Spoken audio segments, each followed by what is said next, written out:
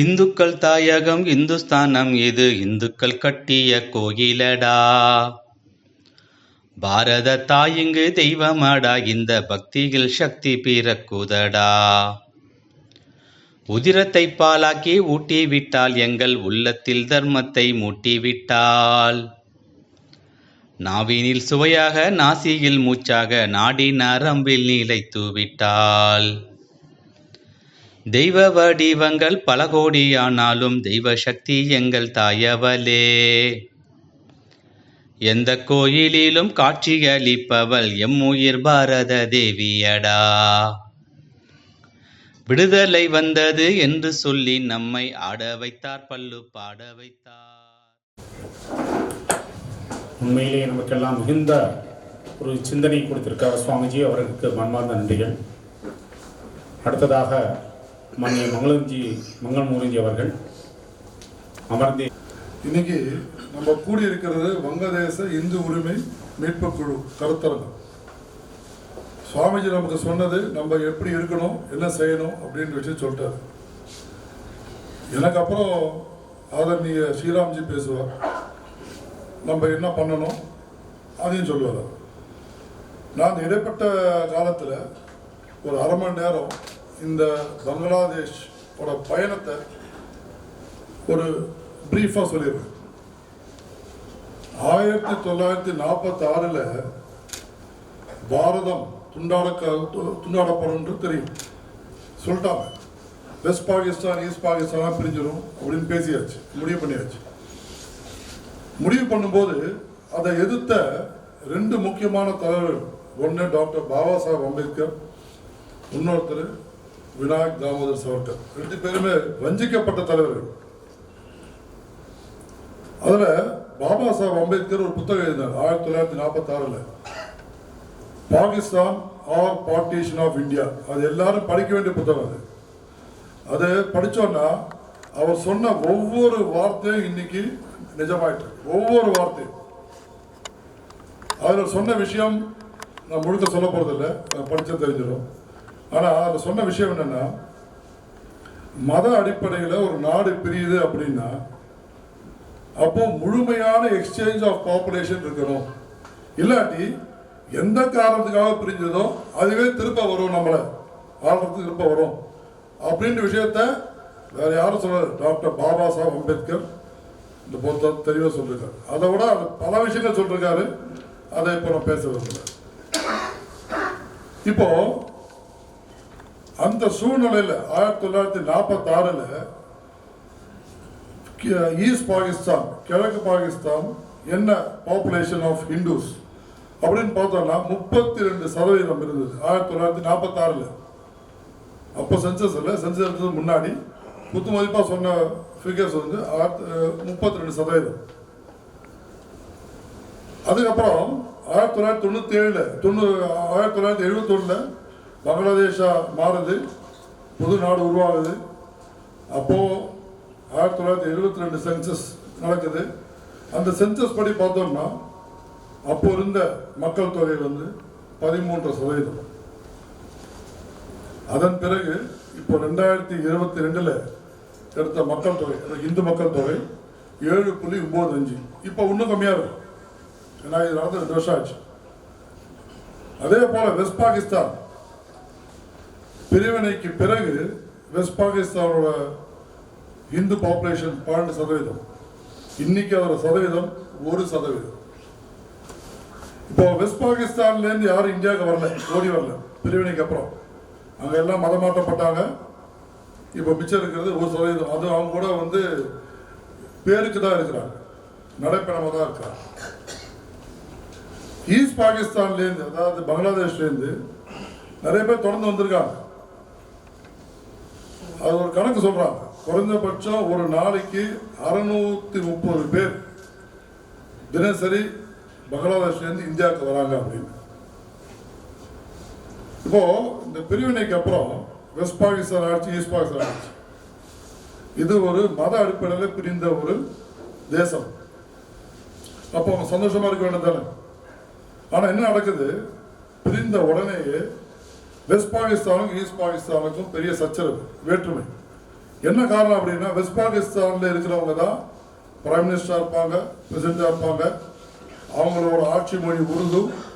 அவங்க எல்லாம் பஞ்சாபியர்கள், அவங்க வங்காளியர்களை மதிக்கலை. வங்காள மொழிக்கு முக்கியத்துவம் கொடுக்கல. சண்டை போட்டு வங்காள மொழி தேசிய மொழி ஆக்குறாங்க.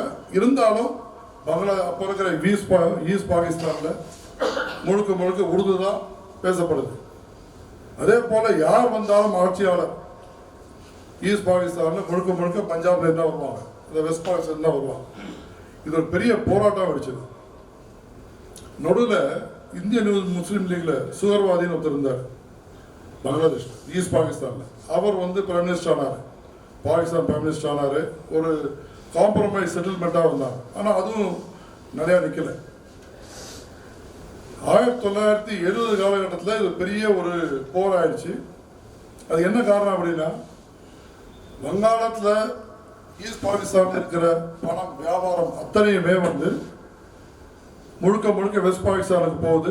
குறைஞ்சபட்ச தொகை தான் ஈஸ்ட் பாகிஸ்தானில் செலவு செய்கிறாங்க. அதனால வேற்றுமை ஒரு லெவலுக்கு மேலே போயிடுச்சு, ஒன்றுமே செய்ய முடியாத சூழ்நிலை. அந்த சூழ்நிலையில் ஒரு எலெக்ஷன் கண்டக்ட் பண்ணுறாங்க. அப்போ ஜெனரல் யாயா கான் வெஸ்ட் பாகிஸ்தானோட அதிபர், பழைய ஜெனரல். அந்த 300 சீட்டில் 168 சீட்டு ஷேக் முஜிபுர் ரஹ்மான் ஜெயிக்கிறார். 132 சீட்டு தான் ஜுல்ஃபிகர் புட்டோ. அப்போ என்ன ஆகுது, ஷேக் முஜிபுர் ரஹ்மான் இப்போ அதிபராக ஒத்துக்கலை இவங்க. ஏன்னா ஒரு வங்காளியர் அங்கே வரத்துக்கு அவங்களுக்கு மனசு ஒத்துக்கலை. ஏன்னா அவங்கெல்லாம் ரொம்ப சாதாரண ஆட்கள், பஞ்சாபியர்கள் நாங்கள் உயர்ந்தவர்கள் அப்படின்ற ஒரு விஷயம். ஆனால் எல்லாம் ஒரே மதத்தின் அடிப்படையில் பிரிந்த ஒரு தேசம் அது. முஜிபுர் ரஹ்மான் ஒரு போராட்டத்தை கையெடுக்கிறார். முக்தி பாகனின்னு ஒரு படையை உருவாக்குறாரு 1970. அவர் சிறையில் போடுறாங்க. அந்த படைக்கு அப்போ இந்தியாலாம் எந்த விதமான ஒத்துழைப்பும் கொடுக்கல. அப்போ பெரிய ஒரு போராட்டம் நடக்குது. அந்த போராட்டத்தில் 1970 மார்ச்லேருந்து 1971 டிசம்பர் வரைக்கும் கிட்டத்தட்ட ஒரு 1.5 வருஷத்துல 1 கோடி மக்கள் இந்தியாவுக்கு வந்திருக்கிறாங்க. 1 கோடி மக்கள். அந்த 1 கோடி மக்கள் எவ்வளவு பேர் ஹிந்து, எவ்வளவு பேர் முஸ்லீம் நமக்கு தெரியாது, கணக்கே இல்லை.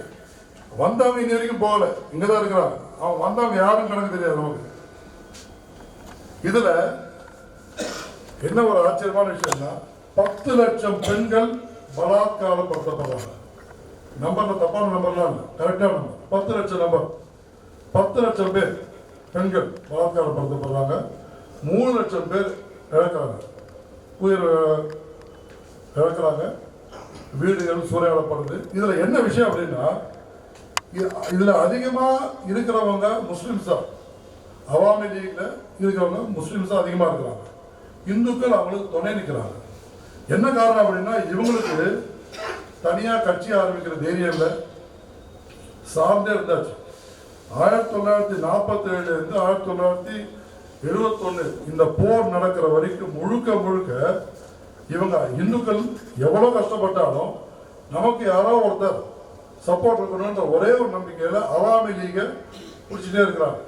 இன்னொன்று ஜமாத்தி இஸ்லாமின்றது அப்போ துவக்கப்பட்ட கட்சி கிடையாது, பிரிவினைக்கு முன்னாடி துவக்கப்பட்ட கட்சி. அது ஒரு இஸ்லாமிய தீவிரவாத கட்சி. அதனால அந்த பயத்திலேயே இவங்க அத்தனை பேர் அவாமி லீக் பின்னாடியே இருந்தாங்க. அவாமி லீக் என்ன கஷ்டம் கொடுத்தாலும் இவங்க இருப்பாங்க, வேற வழி இல்லை. அந்த பயம். இப்போ என்ன கஷ்டப்படுறாங்களோ அதே கஷ்டம் தான் அப்பவும் பட்டாங்க, புதுசெல்லாம் கஷ்டப்படலை. அந்த சூழ்நிலையில பாரதம் உள்ள போருக்குள்ள நுழையுது. போருக்குள்ள நுழையும் போது பாரதம் 90,000 பிரிசனர்ஸ் ஆஃப் வார் பிடிக்கிறாங்க. 2ஆம் உலக போருக்கு பிறகு ஒரு இத்தனை பெரிய பிரிசனர்ஸ் ஆஃப் வார் பிடிச்சது முதல் தடவை பாரதம் தான். 1.5 வருஷம் அவங்களுக்கு சாப்பாடு போடுறாங்க. யார் சாப்பாடு போடுறாங்க? பாரதம் சாப்பாடு போடுது அவங்களுக்கு, 90,000 பேருக்கு. அந்த போர்ல பாரதமோட இழப்பு 3,800 ராணுவ வீரர்கள் இழந்தாங்க. 1 கோடி பேர் புலம்பெயர்ந்தாங்க, இந்தியாவுக்குள்ள வந்தாங்க. அத்தனை பேருக்கு இந்தியா தான் சோறு போடுது இன்னி வரைக்கும். 10 லட்சம் பேர் பலாத்காரம். அதே போல 3 லட்சம் பேர் இறக்குறாங்க.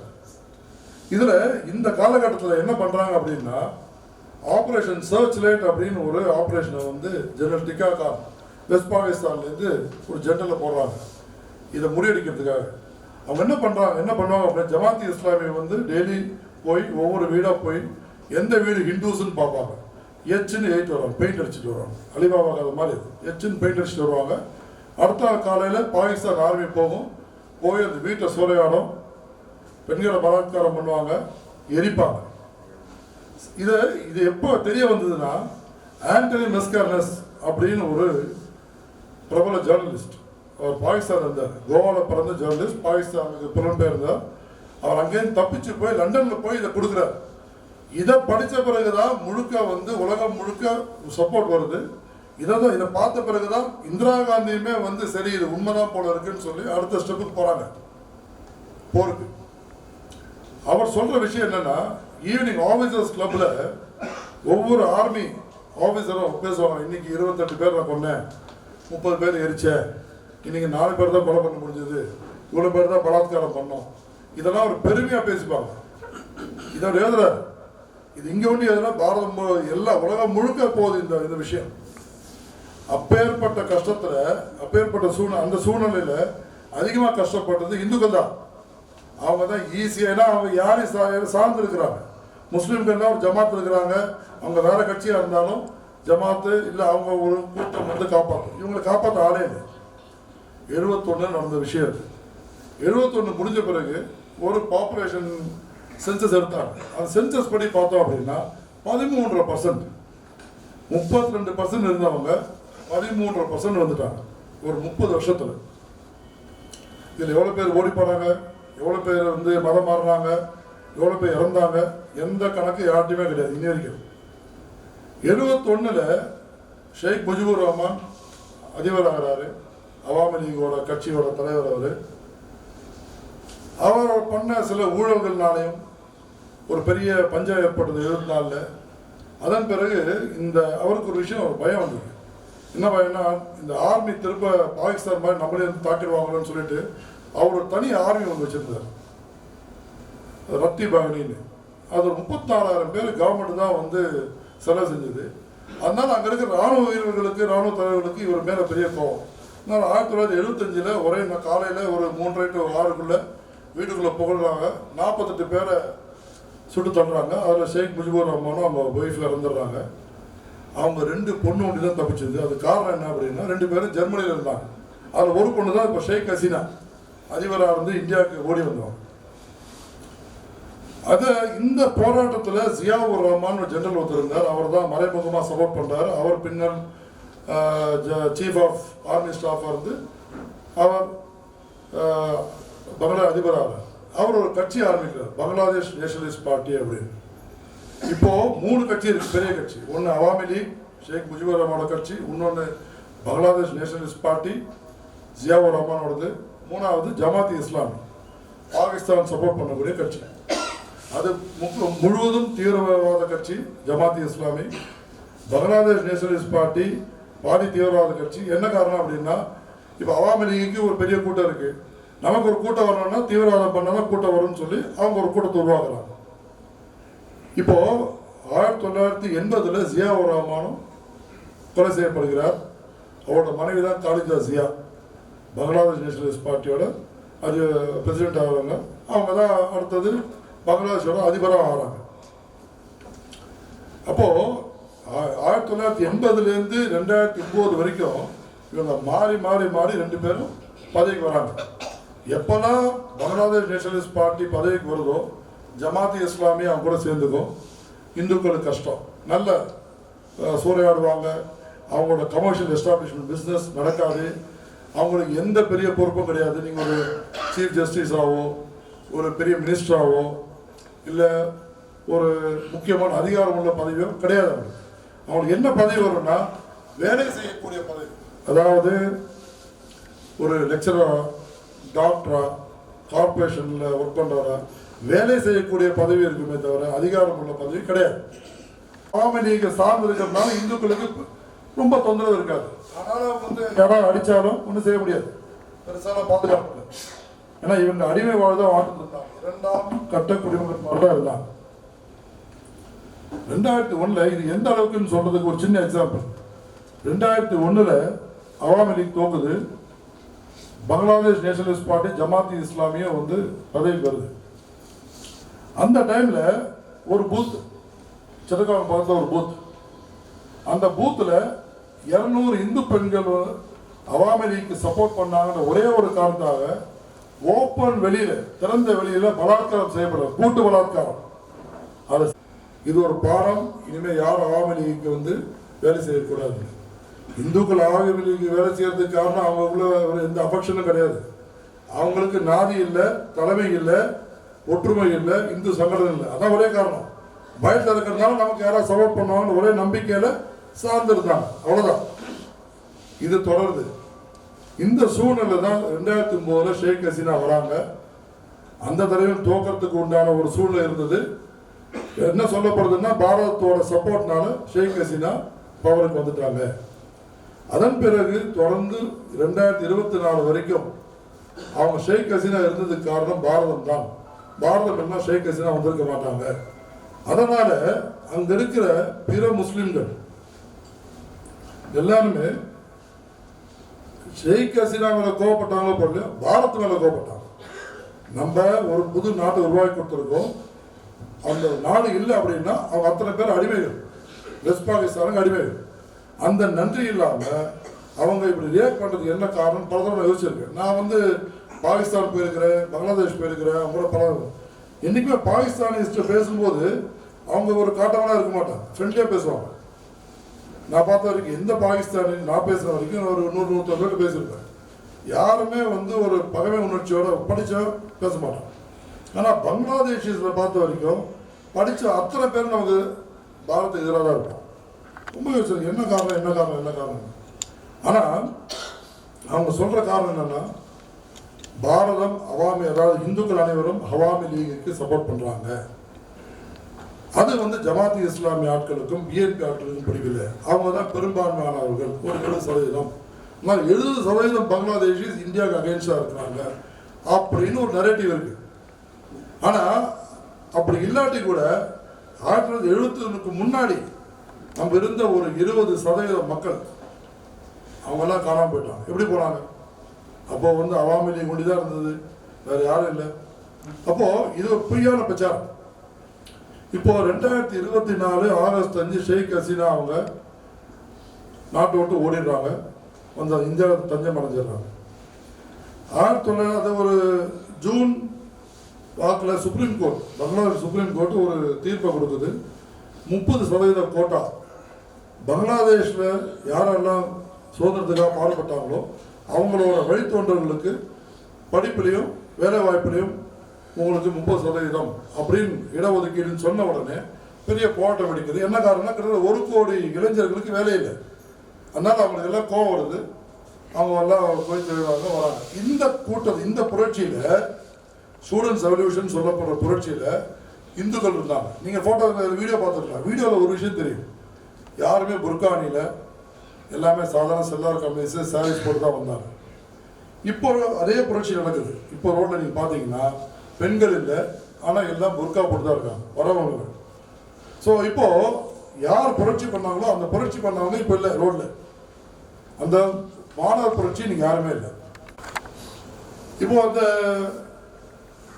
ஷேக் ஹசீனா போயிடுறாங்க. போன பிறகு ஒரு 4 நாள்ல யூனஸ் அப்படின்னு ஒரு நோபல் லாரியட்டை கொண்டு வந்து சீஃப் அட்வைசராக போட்டு ஒரு தற்காலிக கவர்மெண்ட்டை உருவாக்குறாங்க. அந்த கவர்மெண்ட்ல வந்து மொத்தம் 17 பேர் இருக்கிறாங்க. 17 பேர்ல 2 பேர் மைனாரிட்டிஸ். அதில் ஒருத்தர் டாக்டர் பொத்தார்னு, அவர் இந்து, இன்னொரு சக்மான்னு ஒருத்தர் புத்திஸ்ட். இந்த பொத்தார் டாக்டர், அவர் ஃபேமஸ் டாக்டர், அவர் வந்து வாயிலா பூச்சி பேருக்கு இருக்கிறார். இப்போ இந்த 17 பேர் இருக்கிறாங்க. இப்போ யூனஸ் என்ன சொல்றாரு, சீஃப் அட்வைசர் தற்காலிக கவர்மெண்ட், அவர் சொல்ற விஷயம் என்னன்னா, இப்போ இந்துக்கள் பாதிக்கப்படுறாங்க உண்மைதான், ஆனால் மத சார்பு மதத்துக்காக அவங்க யாரும் தாக்கல, அவாமி லீகோட ஆதரவாளர்கள் அப்படின்ற ஒரே காரணத்துக்காக அவங்க தாக்கப்படுறாங்க அப்படின்ற ஒரு நிலையை வைக்கிறார். ஆனால் அது உண்மை இல்லை, அது நமக்கு எல்லாருக்கும் தெரியும். ஏன்னா அது வந்து அப்படி அது உண்மையாக இருந்ததுன்னா 1971 முன்னாடி இருந்த 20% எப்படி காணாம போனாங்க. 32 இருந்தது, 13 ஆயிடுச்சு. எப்படி ஆச்சு? ஸோ அது உண்மை இல்லை, அது ஒரு சாக்கு தான். அப்படி ஒரு அவாமி லீக் தான் தாக்கணும் அப்படின்னா இன்னைக்கு முஸ்லிம்கள் பல பேர் தாக்கப்பட்டிருக்கணும்ல அங்க. ஆனா அவங்க தாக்கப்படலையே, அதிகமா தாக்கப்பட்டது இந்துக்கள் தான். 2000 தாக்குதல் ஏற்பட்டு ஆகஸ்ட் 5க்கு அப்புறம் இன்னி வரைக்கும் 2000 தாக்குதல், ஒரு அரெஸ்ட் இல்லை, ஒரு கேஸ் ஃபைல் பண்ண நடந்திருக்கு. இப்போ இதுக்கு முன்னாடி இது ஒரு 6-7 மாசத்துக்கு முன்னாடியே சின்மா கிருஷ்ணதாஸ் அப்படின்னு ஒரு இஸ்கான் துறவி, அவர் அதுலேருந்து வெளில வந்துட்டார். ஒரு வருஷத்துக்கு முன்னாடியே வந்துட்டார். என்ன காரணம் அப்படின்னா சனாதன் ஜாகரன் மஞ்சு அப்படின்னு ஒரு சனாதன மதத்துக்காக ஒரு விழிப்புணர்வு இயக்கத்தை உருவாக்கி அவர் தான் கன்வீனராக இருக்கார். அவர் ஒரு பங்களாதேஷ் முழுக்க சுற்றுப்பயணம் செய்கிறார். சுற்றுப்பயணம் செஞ்சு ஒரு பெரிய கூட்டம் திரட்டுறாரு. அக்டோபர் 25ஆம் தேதி என்ன நடக்குது அப்படின்னா ஒரு இடத்துல ஒரு கொடி ஏற்றப்படுது, ஒரு காவி கொடி. அந்த காவி கொடி வந்து பங்களாதேஷ் தேசிய கொடியோட ஒரு அடி மேலே இருக்கு அப்படின்னு ஒரு நிலை இருந்திருக்குன்றாங்க. அது யாரும் வீடியோ பார்க்கல சொல்றாங்க. நாம அதுக்கப்புறம் அது முடிந்து ஒரு மாதம் கழிச்சு நாம 22ஆம் தேதி ரங்கபூர் அப்படின்னு ஒரு இடத்துல டாக்கால ஒரு 1 லட்சம் இந்துக்கள் கூடுறாங்க. முதல் தடவையா பல்லாயிரக்கணக்கான காவி கொடி இந்துக்கள் எல்லாரும் வந்து சனாதன் ஜாகரன் மஞ்சோ அப்படின்ற ஒரு கொடியின் கீழே, ஒரு பேனர் கீழே எல்லாரும் வராங்க. அது முதல் தடவையா பங்களாதேஷோட ஹிஸ்டரியில, அதாவது இந்த 1947 2025 வரைக்கும் 24 வரைக்கும் முதல் தடவையா இந்துக்கள் எல்லாம் ஒன்று சேர்றாங்க. இந்து சங்கடம் ஆகுது, ஒருங்கிணைப்பாகுது. அதுக்கு ஒரு தலைவரா சின்மா கிருஷ்ணதாஸ் இருக்கிறார். அவர் கேட்டதுல பெருசா கேட்கல. அவர் வந்து முஸ்லீமுக்கு எதிராக பேசல, பங்களாதேஷ் கவர்மெண்ட்டுக்கு எதிராக பேசல. அவர் பேசினதெல்லாம் ஒரு 8 கோரிக்கை கேட்டார் இந்துக்களுக்காக. என்ன கேட்டார் அப்படின்னா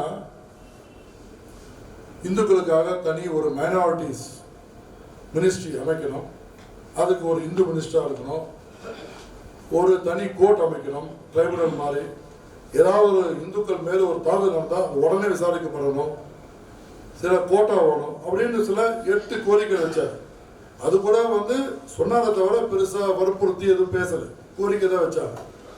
மனு கூட கொடுத்த மாதிரி அவங்க பேசுறாங்க. இவ்வளவுதான். இந்த கூட்டத்தை பார்த்து இவ்வளவு பெரிய கூட்டம் கொடுத்து இவர் தலைமை, சரி இந்துக்களுக்கு தலைமை கிடைச்சிருது ஒரே ஒரு காரணத்துக்காக அவங்க என்ன செய்யறாங்க, நவம்பர் 26ஆம் தேதி அவர் அரெஸ்ட் பண்றாங்க. பிளேன் ஏறதுக்கு முன்னாடி, ஃபிளைட் ஏறதுக்கு முன்னாடி அவர் அரெஸ்ட் பண்றாங்க. அரெஸ்ட் பண்ணி ஜெயிலில் போடுறாங்க. பெயில் கொடுக்கப்பட மாட்டேங்குது. அப்போ அந்த சமயத்தில் ஒரு லாயர் அடிச்சு கொல்லப்படுறாரு. அப்போ அதுக்கு வந்து 2 விதமான ஒரு வியூ வருது. என்ன வியூ அப்படின்னா, இவர் இந்த லாயர், முஸ்லீம் லாயர் சின்மா கிருஷ்ணதாஸுக்காக சப்போர்ட்டுக்காக போறாரு, அதை அங்க இருக்க முஸ்லீம் எக்ஸ்ட்ரீமிஸ்ட் அடிச்சு கொள்றாங்க அப்படின்ட்டு ஒரு வாதம் இந்து தரப்புல இருந்தும். முஸ்லீம் தரப்புல இருந்து என்ன சொல்றாங்க அப்படின்னா, கவர்மெண்ட் தரப்புல இருந்து கூட அந்த லாயர் வந்து இந்துக்களோட கூட்டம் வெட்டி கொண்டுடுச்சு அப்படின்றாங்க. எப்படி இருந்தாலும் சின்மா கிருஷ்ணதாஸ் மேலதான் பழி போகுது. அவரை தூக்கி கொண்டு வச்சிடறாங்க. அங்க அவரை ஜெயில அவருக்கு என்ன சாப்பாடு கொடுக்குறாங்கன்னு தெரியல, மாமிசம் கொடுக்கப்படுதுன்னு. அதனால வந்து அவர் சாப்பிட மறுக்கிறாரு. அதுக்கப்புறம் வேற சாப்பாடு கொடுக்குறாங்க, அவர் நம்பிக்கை இல்லை, சாப்பிடல. அதனால இஸ்கான்ல இருந்து 2 துறவியர் போயிட்டு சாப்பாடு கொடுக்குறாங்க, பிரசாதம் கொடுக்குறாங்க. அந்த பிரசாதத்தை கொடுத்ததுக்காக அவர் சாப்பிட்டாரு, சாப்பிடலன்னு தெரியல. அவங்க 2 பேரையும் ஜெயில போட்டுருவாங்க. இன்னைக்கு 4 துறவியர் ஜெயில இருக்காங்க. இன்னைக்கு சிதி என்னன்னா 4 துறவியர் ஜெயில இருக்கிறாங்க. இன்னைக்கு மாணவர் புரட்சின்ற பேர்ல ரோட்ல இருக்கிறவங்க யாருமே வந்து மாணவர் புரட்சி செய்தவங்க இல்லை. ஜமாத்தி இஸ்லாமியோட சாத்திர ஷிபிர் அப்படின்னு மாணவர் இயக்கம் தான் ரோட்ல நிற்குது. இப்போ நல்ல தொப்பி போட்டு தான் இருக்கிறாங்க, பல பேர் புர்கா போட்டு தான் வராங்க லேடிஸ். யாருமே வந்து சாரி கட்டிட்டோ இது பண்ணியோ இல்லை. அவங்க யூனஸ் என்ன சொல்றாரு, இவங்க தாக்குதல் மதத்தால் நடக்கல, இவங்க தாக்கப்படுறதுக்கு காரணம் அவாமி லீக் அப்படின்ற ஒரே ஒரு காரணத்துக்காக தான் இது நடக்குது. அதே போல அந்த அரசுல வேலை செய்யக்கூடிய இந்துக்கள் அனைவரையும் ரிசைன் பண்ண சொல்றாங்க, பயமுறுத்துறாங்க. அதனால யாருமே வந்து வேலைக்கு போல, எல்லாம் பயத்தில் இருக்காங்க. வேலைக்கு போல என்ன ஆகும், கொஞ்ச நாள் ஷோ காஸ் நோட்டீஸ் கொடுப்பாங்க. அப்புறம் வந்து இவனை ஏன் வேலை நீக்கம் செய்யக்கூடாதுன்னு வேலை நீக்கம். இது ஒரு விஷயம். இன்னைக்கு சுவாமிஜி சொன்னார், இஸ்கான்லேருந்து ஒரு நோட்டிஃபிகேஷன் வந்திருக்கு, அங்கே இருக்கிற துறைவேருக்கு எல்லாரும் குங்குமம் எடுக்காதீங்க, காய் போட போடாதீங்க அப்படின்னு. எப்பேற்பட்ட சூழலை பாருங்க. ஆனால் அங்கே இஸ்கான் என்ன வேலை செய்யுது நமக்கு தெரியணும். அங்கே மொத்தம் 140 இஸ்கான் கோயில் இருக்கு. 140 இஸ்கான் கோயில் இருக்கு. 1000 துறவிகள் இருக்காங்க. பங்களாதேஷ்ல 1000 இஸ்கான் துறவிகள் இருக்காங்க. 40,000 பேர் மந்திர தீட்சை எடுத்தவங்க இருக்காங்க. அதை தவிர 10 லட்சம் ஃபாலோவர்ஸ் இருக்காங்க இஸ்கான் கொண்டி. பல கல்லூரிகள், பல பள்ளிகள், பல அநாத ஆசிரமங்கள், தினசரி அன்னதானம் நடக்குது. இது அத்தனையும் அவங்க பண்றாங்க. இந்துக்களுக்கு மட்டுமல்ல, கஷ்டப்படுறவங்க அத்தனையும் பண்றாங்க.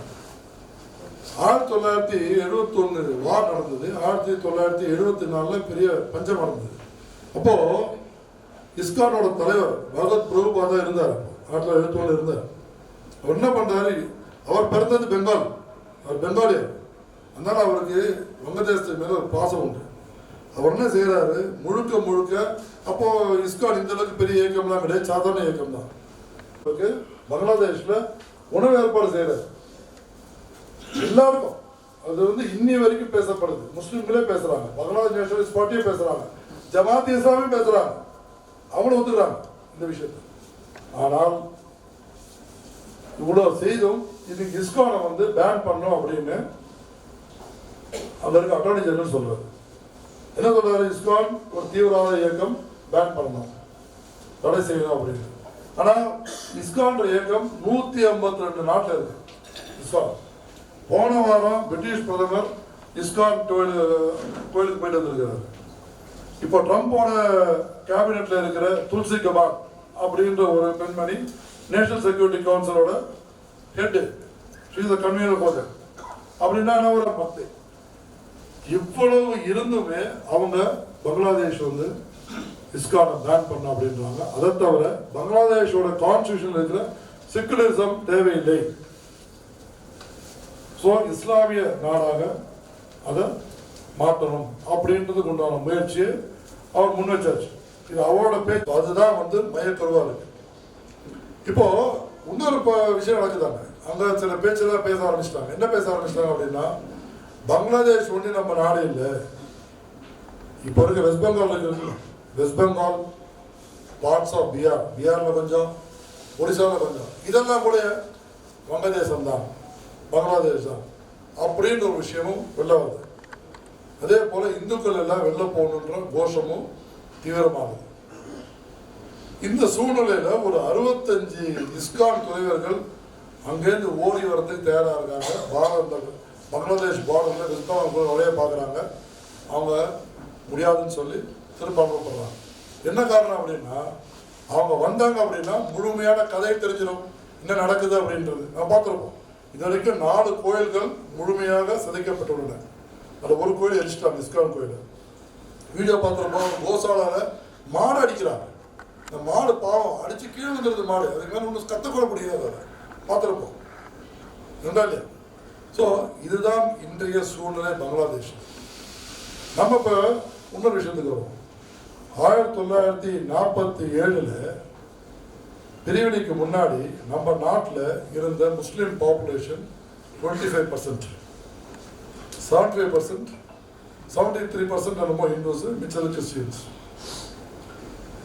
அதுக்கப்புறம் 1951 சென்சஸ் படி பார்த்தோம் அப்படின்னா பாரதத்தில் முஸ்லிமோட பர்சன்டேஜ் 9.8%, 35 கோடி இந்துக்கள். இன்னைக்கு அவங்க சொல்ற ஒரு எண்ணிக்கை, இப்போ சென்சஸ் நடக்கல, இப்போ லேட்டஸ்டா அவங்க சொல்லக்கூடிய எண்ணிக்கை என்ன அப்படின்னா கிட்டத்தட்ட 14%. அதை வந்து எனக்கு ரொம்ப வந்து உண்மையாக தெரியுது. என்ன காரணம்னா, பங்களாதேஷ் ரோஹிங்கா முஸ்லீம்ஸ் இவங்கெல்லாம் வந்தது, கணக்கு போட்டது, அதெல்லாம் பார்த்தோன்னா அதுவே ஒரு 3-4 கோடி இருக்கும் போல. அப்போ கிட்டத்தட்ட ஒரு 17-20%. இப்போ பாரதம் பெரும்பான்மை இந்துக்கள் பெரும்பான்மையோட உள்ள பாரதத்தில் 9.8 இன்னைக்கு 14 இல்லை 17% முஸ்லீம்கள் அதிகமாக இருக்காங்க. ஆனால் அதே முஸ்லீம்கள் பெரும்பான்மை உள்ள பங்களாதேஷில், கிழக்கு பாகிஸ்தானில் 32லேருந்து இன்னைக்கு 7.95. வெஸ்ட் பாகிஸ்தான் இப்போ இருக்க பாகிஸ்தானில் 12லேருந்து, பிரிவினைக்கு முன்னாடி 15%, பிரிவினைக்கு அப்புறம் 12, இன்னைக்கு 1%. இப்போ நம்ம தெரிஞ்சுக்க வேண்டியது என்னன்னா, நம்ம வந்து எல்லாத்தையும் ஒத்துக்கிறோம், தப்பு கிடையாது. நம்ம மதம் அப்படி, நம்மளோட தர்மம் அப்படி, நம்ம எல்லாரும் ஒத்துக்கிறோம் எல்லாரும். ஆனால் மற்றவங்க அப்படி இருக்கிறாங்களா? இல்லை. ஸோ அதனால் நமக்கு முதல்ல புரிதல் வரும். புரிதலுக்கு என்ன செய்யணும் அப்படின்னா, முதல்ல உலகத்தோட ஒரு சின்ன வரலாறு நம்ம தெரிஞ்சுக்கணும். சின்ன விஷயம் சொல்கிறேன், அதுவே நம்மளுக்கு புரிஞ்சது. நபிகள் நாயகம் காலமான பிறகு ஒரு 100 வருஷத்துக்குள்ள என்ன நடக்குது அப்படின்னா, மொத்த ஆப்பிரிக்காவும் முஸ்லீம் நாடாயிடுது. மொத்த ஆப்பிரிக்காவும், இன்னைக்கு இருக்க African continent becomes a Islamic state. Entire Europe, Spain வரைக்கும், ஸ்பெயின் 115 வருஷம் இஸ்லாமிய நாடா இருந்தது. நமக்கு தெரியுமா தெரியல, 115 வருஷம் முழுக்க யூரோப்லேருந்து ஆப்கானிஸ்தான் வரைக்கும் முழுக்க இஸ்லாம் ஆயிடுது. அரேபியர்கள் அந்த அளவுக்கு தாக்குதலோட போனாங்க, முழுக்க மாத்திட்டாங்க. ஈரானுக்குள்ள போறாங்க. ஈரான் 25 இயர்ஸ்ல முஸ்லீம் நாடு, 25 இயர்ஸ் என்டையர் ஈரான் பிகம்ஸ், அது வந்து பர்ஷியா போ, அது முஸ்லீம் நாடாகுது. ஈஜிப்ட் 50 வருஷம், மெசபடோனியா இன்னைக்கு இருக்க ஈராக் 30 இயர்ஸ், இன்னி வரைக்கும் மாறல. மாறாத ஒரே தேசம் எது அப்படின்னா பாரதம். 750 ஆப்கானிஸ்தான் இந்து ராஜ்யமா இருந்தது. கிங் தாயிர் ஒருத்தர் இருந்தார். அவர் மற்ற இந்து ராஜாக்களோட துணை எடுத்துக்கல. முகமது காசிம் முதல்ல வராரு, ஜெயிக்கிறார். அடுத்து கொஞ்சம் சாதாரணமாக இருந்தார். சரி இவன் திரும்ப ஜெயிச்சிடலாம் அப்படின்னு தோத்துறாரு. தோத்த பிறகு முழு ஆப்கானிஸ்தான் இஸ்லாம் நாடா மாறுது. இன்னி வரைக்கும் அது இஸ்லாம் நாடு தான். இதை பார்த்த பிறகுதான் இந்துக்களுக்கு புரிய வருது, இவங்க சாமானியப்பட்ட ஆட்கள் இல்லை, நம்ம ஒன்னா இருக்கணும்ன்ற எண்ணம் வருது. அதன் பிறகு 500 வருஷம் 1992 வரைக்கும் முகமது கோரி பித்ராஜான ஜெயிக்கிற வரைக்கும், அடுத்த 500 வருஷம் அவங்களால உள்ள வர முடியல யாராலையுமே. என்ன காரணம் அப்படின்னா, 5 ராஜாக்கள் இருந்தாங்க. ராஜ்புத்தன், பப்பாராவிலேருந்து நாகப்பட்டா, லலிதாதித்யா காஷ்மீர்ல, இப்படிலாம் ஒரு 5 ராஜாக்கள் ஒன்று சேர்ந்தாங்க. ஆனால் அவங்களுக்குள்ள ஒற்றுமை இல்லை. ஆனால் இவங்க வரக்கூடாதுங்கிறதுக்காக ஒன்று சேர்ந்தாங்க. ஒன்று சேர்ந்ததுனால 500 வருஷம் தாக்கு பிடிக்க முடியும். அதன் பிறகு இந்த ஒற்றுமை இல்லை, இந்த இந்து சங்கடம் இல்லை. அதனால அடுத்த 750 வருஷம் நம்ம அடிமையாக இருக்கோம். ஆனால் அப்போ கூட நம்ம வந்து சரித்திர புத்தகத்தை பார்த்தோம், நம்ம தோத்த மாதிரியே இருக்கும். தோத்தா நம்ம இங்கே இருக்க வாய்ப்பே இல்லையே. நம்ம ஜெயிச்சிருக்கோம், ஜெயிச்சதை காமிக்கல. ஆனால் உண்மை என்னன்னா, நம்மகிட்ட வீரம் இருந்தது, ஜெயிச்சோம். ஆனால் ஜெயிச்சதை நமக்கு சொல்லிக் கொடுக்கல. நம்ம அஹிம்சா அப்படின்ற ஒரே ஒரு காரணத்துக்காக நம்ம வந்து விடுதலை அடைஞ்சோம் அப்படின்ற ஒரு எண்ணத்தை ஓட்டிட்டோம். முழுக்க நம்ம ஹிஸ்டரி புக்ஸை படித்தோம் அப்படின்னா இன்னி வரைக்கும் நம்ம ஜெயிச்ச சரித்திரமே கிடையாது, தோற்ற சரித்திரம் தான். முகமது கஸ்னி உள்ள வராரு, அங்க இருக்கிற ராஜா ஓடி போயிடுறாரு, சாளுக்கிய ராஜா ஓடிடுறாரு. அப்போ அங்க சோமநாத் டெம்பிள்குள்ள போகிறாங்க. அப்போ அங்கே இருக்கிற பூஜாரிலாம் கேட்குறாங்க, உங்களுக்கு என்ன வேணாலும் கொடுத்துட்றோம், இந்த கோயில் வண்டி விட்டுருங்கன்றாங்க. முடியாதுன்றார். அப்போ இந்துக்கள் அங்கே அனுக்கிற அனைவரும் 50,000 பேர், சாதாரண வீட்டில் இருக்க வயசானவங்கலேருந்து, குடியானவங்கலேருந்து, பூஜாரிலேருந்து, வியாபாரிலேருந்து எல்லாம் கையில் இருக்க கடப்பாறை, மண்வெட்டி, கத்தி, கபடா எல்லாத்தையும் எடுத்துட்டு ஒரு பெரிய கை தேர்ந்த ஒரு படையோட மோதுறாங்க. ஒரு வாரத்துக்கு அப்புறம் தான் அவங்களாம் 50,000 பேரை சிதைக்க முடியும். எதுக்கு சொல்றேன்? இந்து சங்கடம் நடந்தது. இன்னைக்கு அத்தனை பேர் நமக்கு நன்றி சொல்லணும். நம்ம இல்லாம இருக்கோம்னா இவங்க அத்தனை பேர் முடிஞ்சிருப்பாங்க. இன்னைக்கு அத்தனை பேரும் புத்திஸ்ட் இருக்க வாய்ப்பே கிடையாது. இதில் நம்ம தெரிஞ்சுக்க வேண்டிய விஷயம் 2. இப்போ இருக்கிற சூழ்நிலையில நம்ம பாரதத்தில் இருக்கிற இந்துக்கள் வீழ்ச்சதுக்கு முன்னாடி பாரதத்தில் இருக்க வெளிநாட்டில் இருக்கிறாங்க பார்த்தீங்களா, Finland, Australia, Germany, England, America, south America இவங்கெல்லாம் வீழ்ச்சிட்டாங்க. இவங்கெல்லாம் முன்னாடியே வந்து போர்க்கொடி துவக்கி பெருசா லாபி பண்ணி நம்ம இப்பதான் வீழ்த்திருக்கோம். நம்ம இப்பதான் வேலை செய்ய ஆரம்பிச்சிருக்கோம். ஸோ நம்ம செய்ய வேண்டியது முதல்ல பங்களாதேஷ் இந்துஸ்க்கு நம்ம எதாவது செய்யணும் அப்படின்னா நம்ம செய்ய வேண்டியது நம்ம எல்லாம் ஒன்றா சேர்ந்து குரல் கொடுக்கணும். அது சோஷியல் மீடியாவாக இருக்கலாம், எல்லாமே இருக்கலாம். ரெண்டாவது, இந்த விஷயத்தை பற்றி நம்ம கொண்டு போய் சேர்க்கணும். கொண்டு போய் சேர்த்தாதான் அவங்களுக்கு நம்ம சப்போர்ட் பண்ண முடியும். ரெண்டாவது, ஆன்மீக இயக்கங்கள் இவ்வளோ பயப்படுறதுக்கு தேவையில்லைன்றது எனக்கு தோணுது. இது வந்து நான் என்னோட தனிப்பட்ட கருத்து. ஏன்னா ஆன்மீகத்தில் இருக்கிற யாராக இருந்தாலும் 7-8 விஷயத்துக்கு முக்கியத்துவம் கொடுப்பாங்க. ஒன்று, இந்த காம, குரோத, லோபம், மோகம், மதமாச்சரியம் கூடாது, இல்லை குறையணும். இதோட முக்கியமான விஷயம் ஃப்ரீடம் ஃப்ரம் ஃபியர், ஃபியர்லெஸ்னஸ் இல்லை, பயமுக்தி இருக்கணும். இது ஒரு ஆன்மீகவாதிக்கு ஒரு அழகு. இதுதான் வந்து ஒரு இலக்கணம். இந்த பயம் இருந்தது அப்படின்னா அப்புறம் என்ன செய்ய முடியும்? ஒரு ஆன்மீகவாதி பயப்படக்கூடாது. என்னன்னா என்ன பண்ணுவாங்க, மேக்சிமம் பண்ணுவாங்களா, கொண்டு போ அப்படின்னு ஒரு எண்ணம் இருக்கும். அது வந்து மாறணும். இந்து சங்கடன் இருந்தால் நம்ம ஜெயிப்போன்றது. இந்த முதல் தடவை இந்து சங்கடன்ல பங்களாதேஷ்ல பார்த்ததுனால தான் சின்மா கிருஷ்ணன் வந்து ஜெயிலில் போட்டிருக்காங்க. இந்த இந்து சங்கடன் இன்னைக்கு அவங்க இதை ஒரு வாய்ப்பா வச்சு ஒரு அரசியல் கட்சி ஆரம்பிச்சா விஷயம் வேறு. ஆனா பாரதத்தில் நீ ஒரு விஷயம் முக்கியம் பார்க்கணும். பங்களாதேஷ்ல வந்து 8 ஸ்டேட் இருக்கு, 8 மாநிலம் இருக்கு, 60 மாவட்டம் இருக்கு. ஒவ்வொரு மாவட்டத்திலையும் 1% 22% வரைக்கும் இந்துக்கள் இருக்காங்க. அதுல 15 மாநிலங்கள்ல 15 டிஸ்ட்ரிக்ட்ல 10 to 15% பாப்புலேஷன் இருக்கு, இந்து பாப்புலேஷன். 10-15% பாப்புலேஷன் ஒருத்தர் இருந்தாங்கன்னா பயப்படுவாங்களா? பாரதத்துல மைனாரிட்டிஸ் இருக்காங்க. 5% இருந்தா என்ன நிலைமை, 15% இருந்தா என்ன நிலைமை யோசிச்சு பாருங்க. ஆனால் பங்களாதேஷ்ல 15 டிஸ்ட்ரிக்ட்ல 10 to 15% இருக்கிறாங்க. 3 டிஸ்ட்ரிக்ட்ல 23% இருக்கிறாங்க. அப்படி இருந்தும் பயப்படுறோம் அப்படின்னா நமக்கு முதுகெலும்பு இல்லையா? இல்ல நம்ம தர்மம் நமக்கு பயத்தை கொடுக்குறா? இல்ல, நம்ம தர்மம் பயத்தை கொடுக்கல. ஏன்னா நம்ம முழுக்க போராடி இருக்கிறோம். உலகத்துல இருந்த ஒரே ஒரு நாடு, இதே ஒரு நாகரிகத்தோடு இருக்கிற ஒரே நாடு இது ஒன்றுதான். அப்ப அதுக்கு என்ன காரணம்னா நம்ம தைரியமா சண்டை போட்டதுதான். சண்டை போடுறது ஒன்று இல்லை, நமக்கு நம்ம தர்மத்தை பத்தி புரிதல் இருந்தது. ஸோ இன்னைக்கு சுவாமி சொன்ன 3 விஷயம் தான் திரும்ப சொல்றேன். நமக்கு சரித்திரம் தெரியணும். நம்ம இந்து சங்கடன் இதை பத்தின ஒரு விழிப்புணர்வை நம்ம கொண்டு வரணும். இந்து சங்கடம் இருந்ததுன்னா இன்னைக்கு சங்கம் நமக்கு இந்து சங்கடம் உருவாக்கிடுச்சு. இன்னைக்கு முன்ன மாதிரிலாம் இல்லை. எல்லாம் இழந்து பேசுறாங்க, தைரியமா பேசுறாங்க. ஆனா அந்த தைரியம் மற்ற இடத்துல இருக்கான இல்லை. இப்போ அந்த தைரியத்தை உருவாக்குறதுக்கு உண்டான விஷயத்த நம்ம பங்களாதேஷ் இந்துஸ்க்கு நம்ம கொடுக்கணும். அப்படி கொடுத்தா நமக்கு வெற்றி தான். நமஸ்தே.